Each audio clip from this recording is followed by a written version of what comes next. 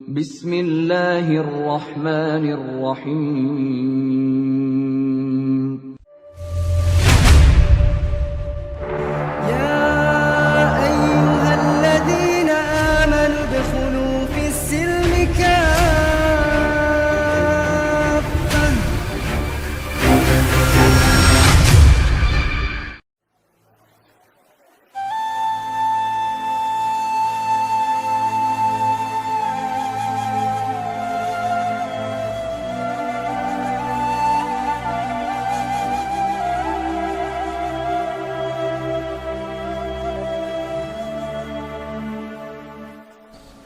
Ingat, karamah itu artinya keajaiban dunia. Keajaiban dunia itu ada 3. Pertama, mukjizat, dan itu hanya dimiliki para nabi dan rasul. Yang kedua, karamah, dan itu dimiliki para wali-wali Allah dari kalangan para ulama dan orang-orang saleh. Dan yang ketiga, sihir, dan inilah yang dimiliki oleh dukun-dukun, bomo, dan yang sejenisnya. Lah, Imam Nawawi mengakui banyaknya karamah yang ada pada Syekh Abdul Qadir Jailani. Bahkan ini pun dikatakan oleh Iz bin Abdissalam, innahu lam tatawa tara karamatu ahadin minal masyayikh illa Syekh Abdul Qadir Jailani, fa inna karamatihi nukilat bitawatur. Tidak ada satupun berita yang masyhur dari para ulama dari karamah-karamah para masyayikh yang lebih masyhur, yang banyak diceritakan manusia melebihi karamahnya Syekh Abdul Qadir Jailani. Itu pengakuan ulama besar Al-Iz bin Abdissalam itu.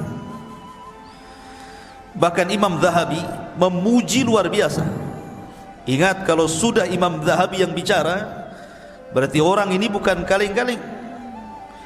Orang ini orang betul, ya. Kata Imam Zahabi rahimahullahu ta'ala ketika mensifati Syekh Abdul Qadir Jailani, dia mengatakan Asy-Syaikhul Imam Al-Alim Az-Zahid Al-Arif Al-Qudwatu Syekhul Islam Alamul Awliya Muhyiddin Abu Muhammad Abdul Qadir Ibn Abi Saleh Abdullah Al-Jailani rahimahullahu ta'ala. Kata Imam Zahabi, Abdul Qadir Jailani adalah seorang syekh, seorang imam, seorang alim, orangnya paling zuhud, paling cerdas, dan layak diikuti kehidupannya. Dan dia Syekhul Islam, dan dia memiliki alamat wali-wali Allah, Muhyiddin, penghidup agama. Kunyahnya Abu Muhammad Abdul Qadir Al-Jailani rahimahullahu ta'ala. Kemudian juga dikatakan oleh Al-Hafidh Ibnu Hajar Al-Asqalani, kana Syekh Abdul Qadir Jailani mutamassikan biqawanini syariati yad'u ilaiha ila akhir qawlihi Ibnu Hajar. Jadi Ibnu Hajar Al-Asqalani sampai mengatakan dia adalah Syekh Abdul Qadir Al-Jailani, orang yang paling berpegang dengan undang-undang syariat. Bahkan dikatakan oleh Al-Imam Ibnu Qudamah Al-Maqdisi, ma'ruf Ibnu Qudamah, dia mengatakan dakhalna bi Baghdad sanata 61 wa 500. Aku masuk ke Baghdad pada tahun 561 Hijriah. Fa idza Syekh Abdul Qadir Jailani biha intahat ilaiha biha ilman wa amalan wa halan wastiftaan. Ternyata semua ilmu orang-orang Baghdad, amalan orang-orang Baghdad, fatwa orang-orang Baghdad kembali kepada Syekh Abdul Qadir Jailani. Lihat pujian yang luar biasa. Bahkan Ibnu Katsir juga memuji beliau dan mengatakan kana fihi tazahhada katsir. Beliau adalah orang yang memiliki sifat zuhud yang banyak. Dan banyak lagi tidak perlu saya bacakan pujian-pujiannya, nanti habis waktunya hanya untuk memuji beliau saja. Taib, kita masuk dalam beberapa kisah yang menakjubkan dari Al-Imam Abdul Qadir Al-Jailani rahimahullah ta'ala. Syekh Abdul Qadir Jailani adalah orang yang sangat produktif, banyak karyanya. Di antaranya dia mengarang kitab Ighatsatul Arifin wa Ghayatu Minal Wasilin, kemudian Adabus Suluk, kemudian Tuhfatul Muttaqin wa Sabilul Arifin, kemudian juga yang paling dikenal kitabnya adalah Gunyah li Talibi Tariqil Haq, kemudian juga yang paling dikenal kitabnya adalah Futuhul Ghaibi, kemudian juga Fathur Rabbani, Fathur Rabbani ma'ruf, kemudian juga kitabnya At-Tariqu Ilallah, dan banyak lagi kitab-kitab beliau. Artinya beliau memang produktif, banyak karyanya, luar biasa. Lah sebagaimana para ulama yang lainnya, ikhwatu fiddin muliakan Allah Azza wa Jalla, Syekh Abdul Qadir Jailani ini meninggal, ayahnya ketika baru meninggal, baru melahir beberapa bulan setelahnya ayahnya meninggal. Artinya Syekh Abdul Qadir Jailani ini yatim, dan yang mencetak dia menjadi ulama besar itu rupanya ibunya. Sering saya ulang-ulang, banyak para ulama dunia yang mencetak ulama siapa? Ibu-ibunya. Imam Syafi'i dicetak ibunya, Imam Ahmad yang cetak ibunya. Termasuk juga Syekh Abdul Qadir Jailani yang mencetak menjadi ulama besar adalah ibunya, karena dia terlahir yatim. Ibunya adalah wanita yang sangat salihah, dan nasabnya saya katakan tadi sampai kepada Husain ibn Ali. Artinya dia seorang Husainiyah, wanita dari ahli bait, keturunan Husain ibn Ali ibn Abi Talib radhiyallahu anhu. Lah Syekh Abdul Qadir Jailani ini lahir di Jailan. Jailan ini kalau sekarang mungkin ada satu daerah di Iran. Di Iran ada tempat namanya Jailan. Maka Syekh Abdul Qadir Jailani dinisbahkan kepada daerah kelahirannya Jailan. Maka disebut Abdul Qadir Jailani, karena dia orang Jailan, dan Jailan itu satu kota kecil yang ada di Iran ketika itu. Dan itu bukan kota para ulama. Jailan itu bukan kota para ulama, sehingga Syekh Abdul Qadir Jailani tidak puas belajar di Jailan karena itu bukan kota para ulama. Maka sebagaimana umumnya para ulama, dia pun rihlah li talabul ilmi, berangkatlah dia dari Jailan menuju Baghdad. Dan Baghdad kala itu adalah kota para ulama. Terlahir ulama-ulama dunia, ma'ruf Baghdad itu. Ya. Tetapi sayang ketika diserang oleh Tatar, tentara Mongolia, maka tentara Tatar banyak membakar kitab-kitab para ulama sehingga banyak yang hilang sampai hari ini. Keganasan Mongolia ketika menyerang Tatar di zaman Syekhul Islam Ibnu Taimiyah rahimahullahu taala. Walaupun ketika Abdul Qadir Jailani hidup di zaman Khalifah Abbasiyah, dan ketika itu memang kondisinya sangat memprihatinkan karena banyak terjadi huru peperangan, di mana orang-orang Antokiyah, orang-orang Sadibi itu, orang-orang Nasrani menyerang kaum muslimin, dan ribuan kaum muslimin banyak meninggal dunia. Memang banyak kekacauan di zaman itu.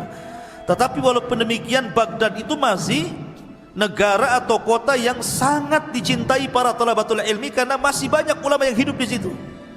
Salah satunya adalah tujuan safarnya Syekh Abdul Qadir Al-Jailani rahimahullahu taala ketika usianya 18 tahun. Kemudian dia safar dari Jailan menuju Baghdad, dan dia belajar di rantau selama 33 tahun baru pulang. Anda bisa bayangkan, besar-besar di jalan tuh, tua-tua di jalan ya. 33 tahun. Coba bayangkan, ini pondok Jabal Uhud nih, tiap minggu dijenguk, kadang-kadang minta pulang. Ini Syekh Abdul Qadir Jailani 33 tahun dia enggak dijenguk sama ibunya. Betul-betul setelah dia menguasai seluruh funun ilmu, baru dia pulang menjadi Syekh Baghdad. Diakui keilmuannya. Makanya salah satu syarat talabul ilmi kata Imam Syafi'i, tuluz zaman, lamanya waktu. Karena ilmu itu bukan ta'ammul tapi ta'allum. Bukan ta'ammul, bukan dipikirkan tiba-tiba dapat ilmu yang disebut dengan laduni, bukan, tapi dengan cara belajar. Salah satunya diperlukan tuluz zaman, panjangnya waktu. Maka Syekh Abdul Qadir Jailani belajar 33 tahun, menguasai akidah, fikih, usul, mustalah, hadis, macam-macam dikuasai. Makanya kemudian tadi disebutkan oleh Imam Zahabi bahwa dia adalah Syekhul Islam, karena dia bidang semua ilmu syariat. Ma'asyiral muslimin, ada cerita yang menarik. Di sini mulai ceritanya nih. Ketika Syekh Abdul Qadir Jailani hendak berangkat safar dari Jailan menuju Baghdad, ibunya memberikan bekal 40 dirham. Besar 40 dirham, ikhwan. Arba'ina dirhaman itu besar, karena 1 dirham itu 4 gram emas lebih ya, 1 dirham itu. Kalau 1 gramnya itu anggaplah 1 juta, berarti 1 dirham itu 4 juta kali 40, kan begitu ya, kan besar, lumayan kan. Ibunya memesankan kepada Syekh Abdul Qadir Jailani, la taqdzib ala ahad, la taqdzib ala ahad, jangan kau berdusta kepada siapapun, jadi anak yang jujur. Dipegang itu wasiat ibunya itu. Berangkat dia dari Jailan menuju Baghdad. Allah takdirkan ketika dia bersama rombongan dengan orang-orang lain yang menuju Baghdad, entah bersama para pedagang, pokoknya rombongan gitu ya, bersama yang lainnya, Allah takdirkan di tengah jalan dirampok. Datang para perampok ini, perompak padang pasir ini. Ya, bukan bajak laut, bajak padang pasir. Ya, karena di padang pasir kan itu. Jadi dikepunglah itu orang-orang, termasuk di dalamnya Syekh Abdul Qadir Jailani. Maka semua barang-barang orang itu diambil, namanya rampok. Yang ngerampok lah kan, diambil barangnya. Giliran terakhir kepada Syekh Abdul Qadir Jailani, kamu punya barang apa? Kata Syekh Abdul Qadir Jailani, indi arba'ina dinar. Ngaku pula dia, saya punya 40 dinar. Dicari, gak ketemu. Kamu bilang kamu punya uang 40 dinar. Kata Syekh Abdul Qadir Jailani, iya saya punya 40 dinar. Mana uang itu? Akhirnya dicari, ketemu. Ini ketua rampok ini heran. Biasanya kalau orang mau dirampok dan punya uang, pasti tidak akan ngaku tuh. Apalagi Syekh Abdul Qadir Jailani ini menyembunyikan uang itu di tempat yang sangat rapi, susah untuk ditemukan. Tapi jujur dia ingat kata-kata ibunya, jangan dusta. Walaupun yang nanya perampok ngomong saja. Itu maksudnya. Jadi rampok ini mengatakan kepada Syekh Abdul Qadir Jailani, kenapa kamu mengaku kamu punya uang arba'ina dinar, 40 dinar itu? Maka dia mengatakan, karena aku sudah berjanji kepada Allah, kemudian kepada ibuku dan kepada diriku sendiri, alla aqdzib ahadan, aku tidak mungkin dusta kepada siapapun, termasuk kepada kamu wahai para perampok. Dari situ tersentuh dari kata-kata Syekh Abdul Qadir Jailani. Maka rampok ini seumur hidup tidak pernah menangis. Ketika itu dia meneteskan air mata karena melihat kejujuran Syekh Abdul Qadir Jailani. Dan setelah itu dia bertobat dari rampoknya. Perampok tobat karena melihat kejujuran Syekh Abdul Qadir Jailani. Karamah ikhwan ya. Masyarul muslimin yang dimuliakan Allah Azza wa Jalla. Kemudian ketika dia sampai saja di kota Baghdad, ingat kota Baghdad itu sekali lagi itu ibu kota, kota yang metropolitan bahasa kita, semua serba mahal ya. Sementara bekal Syekh Abdul Qadir Jailani ini hanya bisa dimakan beberapa hari dan bulan, tidak bisa bertahan bertahun-tahun. Makanya disebutkan oleh para ulama bagaimana kesabaran Syekh Abdul Qadir Jailani ketika menuntut ilmu ikhwan. Dijelaskan bahwa gini, Jadi disebutkan oleh Al-Hafidh Ibnu Rajab Al-Hambali rahimahullahu taala dalam kitabnya Dhailut Tabaqat Al-Hambali. Jadi Syekh Abdul Qadir Jailani ini karena sudah habis Mekah sama sekali nggak ada yang dimakan. Akhirnya kemudian dia pun selalu datang ke sungai. Jadi sungai itu, di tepi sungai itu biasanya orang-orang pasar. Orang-orang pasar itu kalau tidak laku, maka sayuran-sayuran itu dibuang di tepi sungai itu. Jadi Syekh Abdul Qadir Jailani kalau sudah tutup pasar, dia nunggu di situ. Jadi kalau ada sayur yang dibuang, maka dia kutip, dia bersihkan, dia bawa pulang, dia makan. Sampai suatu ketika memang lapar betul. Maka sebagaimana kebiasaannya, karena ingat dia punya izzah, ya kemuliaan, dia tidak mau minta siapapun, tidak mau jadi pengemis maknanya. Lah suatu ketika dia sudah menunggu, rupanya di sungai pun banyak juga orang yang sama seperti dia kelaparannya. Ketika sampai sudah habis sayur yang dibuang itu, karena diambil orang. 3 hari berturut-turut datang ke situ sudah nggak ada, datang ke situ sudah nggak ada. Akhirnya dia 3 hari tidak makan, hanya minum, lemes, hampir mati. Paksalah kemudian dia duduk di majlis Yasin. Lah ketika dia duduk itulah dia sudah lemas, sudahlah, dah pasrah, matilah kan begitu kelaparan. Rupanya ada anak muda datang dari kejauhan masuk ke masjid bawa roti sama daging panggang. Dimakan di hadapan dia, ditengokin. Setiap dia makan roti, Abdul Qadir Jailani yang melihat dari kejauhan ikut mangap juga. Nama orang lapar. Lihat orang makan ikut lapar kan gitu kan. Tengok dia makan mangap juga. Tengok dia ngunyah juga. Padahal nggak ada yang dikunyah. Orang laparnya seperti Fata Morgana kan itu dilihat. Akhirnya anak muda yang makan ini memperhatikan Syekh Abdul Qadir Jailani ini aneh. Didekati akhirnya dan ditanya, kamu ini siapa? Dan dari mana? Kemudian dia mengatakan, ana Abdul Qadir dari Jailan. Peranjat anak muda ini dan mengatakan, saya juga dari Jailan, sama dengan kamu. Siapa namamu tadi? Abdul Qadir. Siapa nama ayahmu? Si Anu. Siapa nama ibumu? Si Anu. Mana kampungmu? Ini gitu. Langsung gemetar orang itu dan mengatakan, sesungguhnya ibumu itu menitipkan uang kepadaku untuk dihantar kepadamu dan beberapa roti. Aku sudah putus asa mencarimu, sampai roti yang dititipkan ibumu ku makan juga, tapi aku takut mengambil uangmu, sehingga terpaksa aku makan bangkai karena darurah.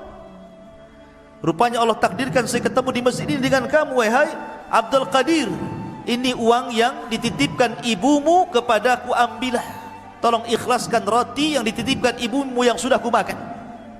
Ya. Lihat bagaimana kondisi Syekh Abdul Qadir Jailani.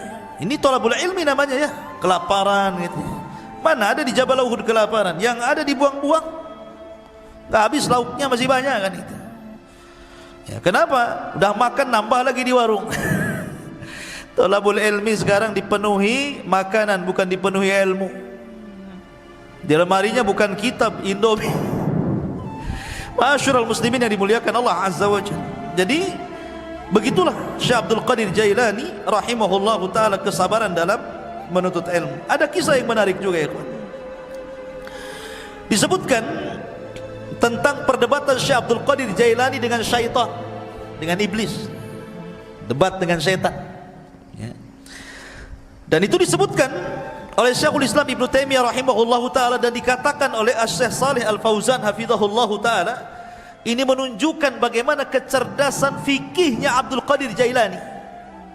Sampai Syekh Shalih Al Fauzan hafizahullahu taala mengatakan, ini menunjukkan kecerdasan fikihnya Syekh Abdul Qadir Jailani ketika berbantah dengan syaitan.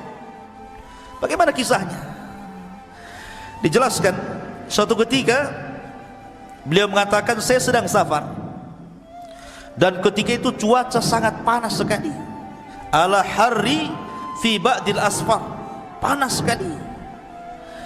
Tiba-tiba ketika panas terik gitu kan, karena matahari memancar luar biasa, tiba-tiba ada awan. awan itu menaungi kepalaku, menghalangi antara terik matahari dengan kepalaku.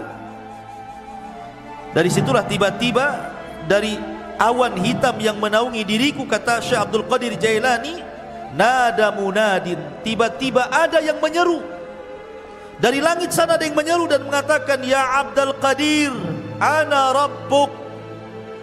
Wahai Abdul Qadir Jailani, saya adalah Rabbmu. Maka Syekh Abdul Qadir Jailani rafa'a ra'sah, melihat ke langit dan mengatakan, antallah la ilaha illahu, apakah engkau adalah Allah yang tidak ada sembahan berhak disembah kecuali Dia? Maka kemudian suara itu ada lagi di langit dan mengatakan, ana rabbuk, saya Tuhanmu, ana rabbuk, saya Tuhanmu. Syekh Abdul Qadir Jailani mendengarkan sampai akhirnya, setelah dia mengatakan ana rabbuk wa qad ahlaltu laka ma haramtu alaika ya Abdul Qadir, saya Tuhan wahai Abdul Qadir, aku telah halalkan yang sebelumnya kuharamkan kepadamu. Maknanya semua manusia haram melakukan ini, kau halal. Semua manusia haram memakan khamar, kau halal. Semua haram berzina, kau halal. Pokoknya seperti itu. Tiba-tiba Syekh Abdul Qadir Jailani mendengar kata-kata, aku sudah menghalalkan kepadamu yang diharamkan aku kepada selainmu. Maka dia mengatakan, kadzabta ya aduwallah, kadzabta ya aduwallah, dusta engkau wahai musuh Allah, bal anta syaitan, engkau bukan Tuhan, kau adalah syaitan. Fatamazzaqat tilkas sahab, tiba-tiba awan hitam itu langsung berpecah, menyebar, ya. Lah dari situlah tiba-tiba kemudian muncul lagi suara dan mengatakan, ya Abdul Qadir, najauta minni bifiqhika fi dini, wahai Abdul Qadir, engkau sudah selamat, ya. Najauta minni, engkau selamat dariku dengan kecerdasan fikihmu dalam agamamu. Laqad fatantu bihadzal hilah qablaka sab'ina rajulan, sungguh sebelum itu, kata syaitan, aku sudah menguji 70 orang semisal kamu dari kalangan para ulama, kalangan zuhad, dan mereka terkena fitnahku kecuali kamu, katanya, ya. Lihat bagaimana Syekh Abdul Qadir Jailani mengatakan apa? Tidak mungkin. Kenapa? Kenapa Syekh Abdul Qadir Jailani mengatakan kadzabta, dusta kamu? Karena kata Syekh Abdul Qadir Jailani, ketika ditanya, maka dia mengatakan, araftu annahu syaitan. Kenapa aku tahu dia syaitan? Karena ketika dia mengatakan, aku halalkan kepadamu yang kuharamkan kepada selainmu, maka dia mengatakan, li anna ba'da Rasulillah sallallahu alaihi wasallam la tahlila wa la tahrim, tidak ada yang berhak menghalalkan dan tidak ada yang berhak mengharamkan setelah Nabi sallallahu alaihi wasallam. Bagaimana mungkin kalau kemudian dalam dunia tarekat, ya, di mana orang itu kalau sudah tingkatan makrifat sampai meyakini adanya hululiyah, manunggaleh Gusti, gitu ya, bahwa Allah itu betul-betul menyatu dengan badan, tiba-tiba kemudian seseorang boleh tidak melaksanakan sholat, boleh meninggalkan zakat, boleh meninggalkan puasa, boleh tidak haji, karena alasannya Tuhan sudah menyatu, ana anta anta ana, bahasanya. Saya kamu, kamu saya, katanya.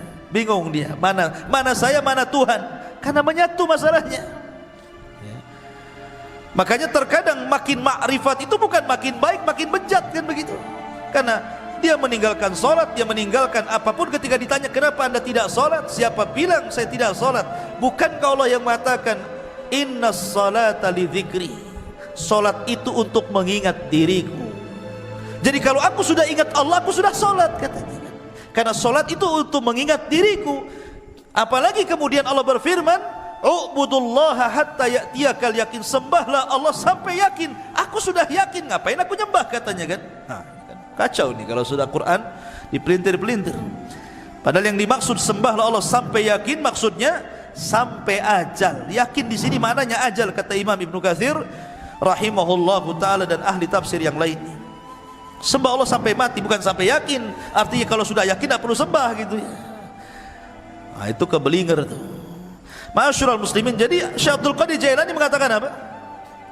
Dia mengatakan bahwa setelah Rasul tidak ada yang menghalalkan, tidak ada yang mengharamkan. Makanya dia mengatakan kepada syaitan, ya, kadzabta, dusta kamu.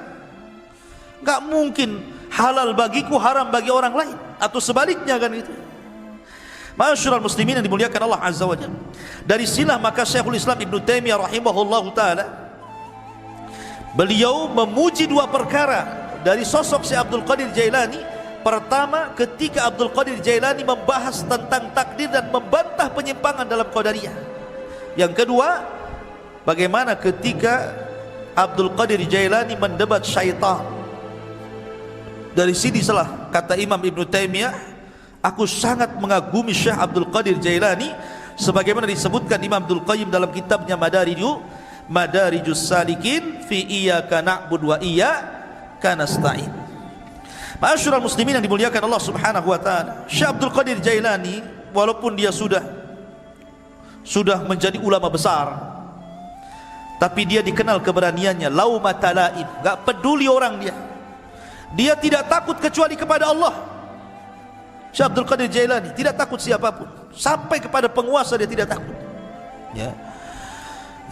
Dan dia suatu ketika salah satu khalifah Abbasiyah itu bernadar, nadarnya seperti ini: saya akan beribadah kepada Allah di waktu di mana manusia tidak ada yang beribadah. Gimana caranya coba?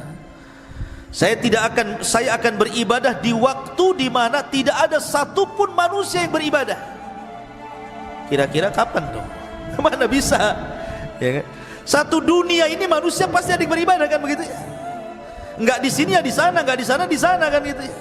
Kapan waktunya coba? Mana kita tahu sampai bernadar seperti itu, saya akan beribadah di waktu manusia tidak ada yang beribadah. Mustahil. Ya. Karena setiap detik, setiap menit itu pasti ada orang beribadah di mana-mana. Entah di sini tidak ada, di sana ada, di sana tidak ada, di sana lagi ada. Di Indonesia tidak ada, di Mekah ada, di Mekah tidak ada, di Yaman ada, kan begitu. Sulit kita ini kemudian menentukan waktu di mana manusia tidak beribadah, dia beribadah. Akhirnya para ulama di zaman itu berkumpul memberikan fatwa bahwa khalifah harus bayar kafarah.